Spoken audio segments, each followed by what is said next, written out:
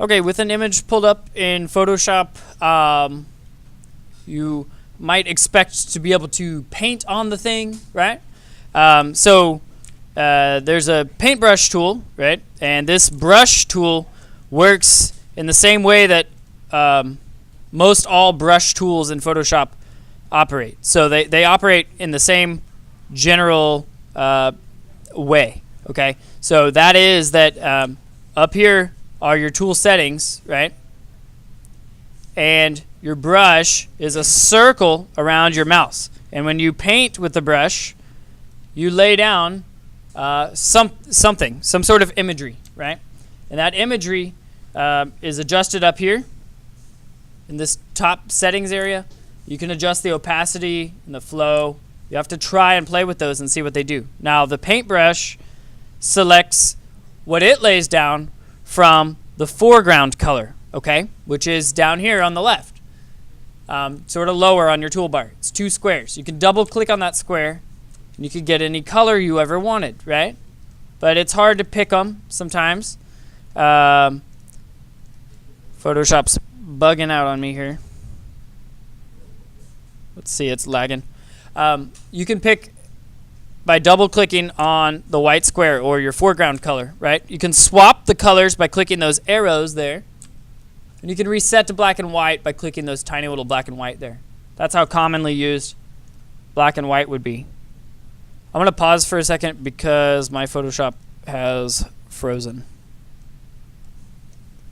Okay, I restarted Photoshop here.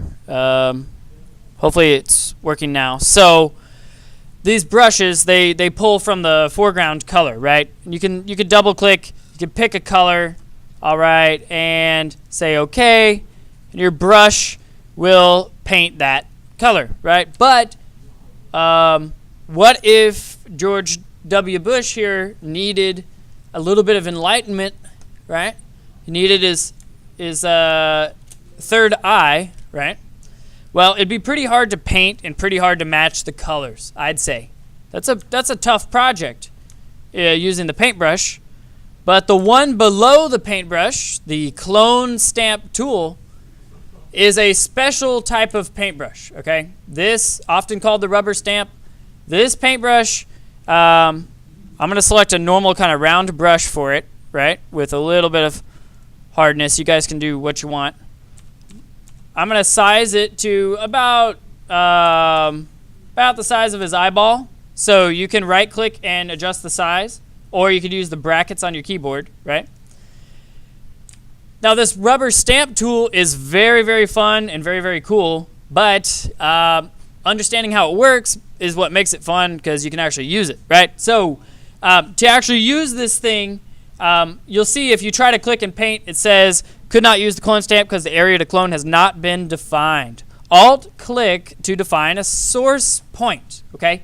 This thing needs you to press Alt on your keyboard and click. It turns into a target, and you click there, and now you'll kind of see an outline of what you're going to paint. And the way it works is when I click and drag, I move my mouse. It's painting as if that target was sampling this area where I Alt-clicked. Okay, so I'm going to click and I'm just going to paint, and you can see, well, some of you might be able to see the crosshairs that are moving around his actual eyeball. That's where Photoshop is sampling from, okay? So you'll have to be gentle not to just paint, his ear on his eyeball or whatnot if you're just trying to enlighten him and give him a little bit of a third eye there. So let's do that again because it can be a little bit tricky. So let's grab the clone stamp tool, okay? And let's look for a region we want to copy, like his mouth. And I'm going to hold the Alt key on my keyboard, and I will click, and I'll let go of both the keyboard and the mouse. I'll see that the lips are kind of what is going to be painted now. And I'm going to click and drag and just sort of paint in the area I'm looking for. And you see in this example a little bit better the crosshairs moving around. That's where it gets its paint color from, if you want to look at it that way. That way you're sampling an image and kind of just copying from it with a paintbrush, right? Can produce some pretty strange results, obviously, right? But anyways, the clone stamp tool is a lot of fun. You should try it out. It's not just used for fun. It can be used to duplicate textures, right? It's real nice for textures. So I'm gonna show you like on his hair. If we wanted to add a little bit more hair on W here and point some fun at him. Whoop. I'm continually resampling the hair area to grab more hair.